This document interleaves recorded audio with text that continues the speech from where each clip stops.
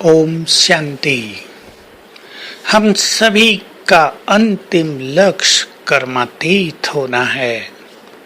कर्मातीत होने के लिए हमें सभी विकर्मों से अतीत होना पड़ता है, अर्थात सभी विकर्मों को नष्ट करना होता है। और जब हमारे विकर्म नष्ट होते रहते हैं तो उसकी एक सुंदर प्रत्यक्ष पहचान होती है कि अन्य विकर्म, सूक्ष्म विकर्म भी हमसे नहीं होते हैं। कर्मातीत होने के लिए हमें कर्म करते हुए भी ऐसे कर्म करने होते हैं मानो हम कुछ नहीं करते। इसको ही आत्मा की निर्लिप्त स्थिति भी कहा जाता है।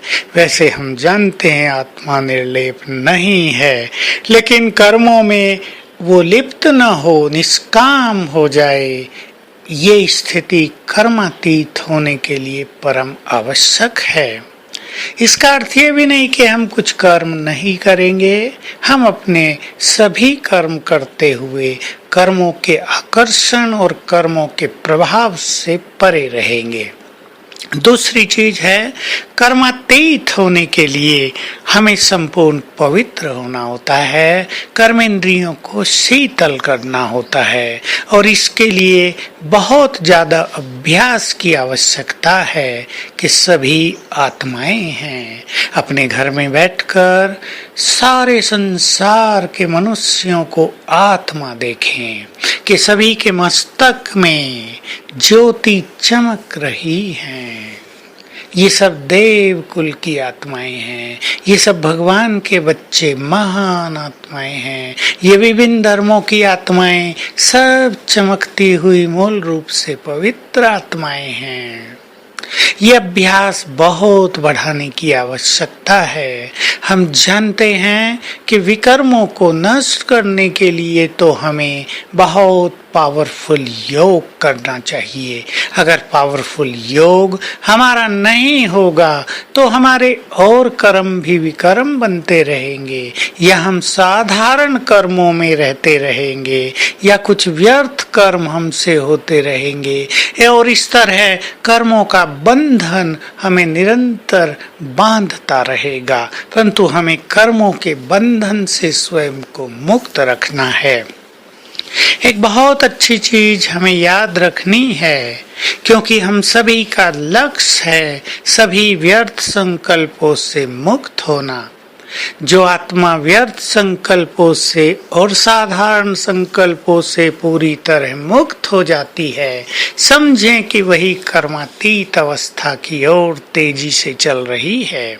यूं तो ज्ञान के बल से हम अपने सभी व्यर्थ को समाप्त करते हैं, परंतु दो चीजों की प्रैक्टिस विशेष रूप से हमें करनी है, और वही प्रैक्टिस आज सारा दिन भी हम करेंगे। पहली प्रैक्टिस है, मैं मास्टर सर्वशक्तिवान हूँ। तो जब हम अपने स्वरूप में रहते हैं और साथ में बाबा हमारे साथ है, तो माया के विभिन्न संकल्प हमारे पास नहीं आते। ये बहुत बड़ा फायदा होता है स्वमान से। जितना हम इस स्वमान के नशे में और इसके स्वरूप में स्थित होते जाएंगे, माया के विभिन्न तूफानों और संकल्पों से हम मुक्त होते जाएंगे। और दूसरी बहुत बड़ी स्मृति जो बाबा ने हमें दिलाई है, तुम स्वराज्य अधिकारी हो। इसकी बहुत सुंदर प्रैक्टिस करनी है। मैं आत्मा भ्रकुटी सिंहासन पर विराजमान हूँ, बहुत शक्तिशाली हूँ, राजा हूँ, मन बुद्धि की मालिक हूँ। बार बार अपने को ये गुड फीलिंग देनी है कि मैं आत्मा मन बुद्धि संस्कारों की मालिक हूँ। तो न मैं किसी संस्कार के अधीन हो सकती, न मन के अधीन।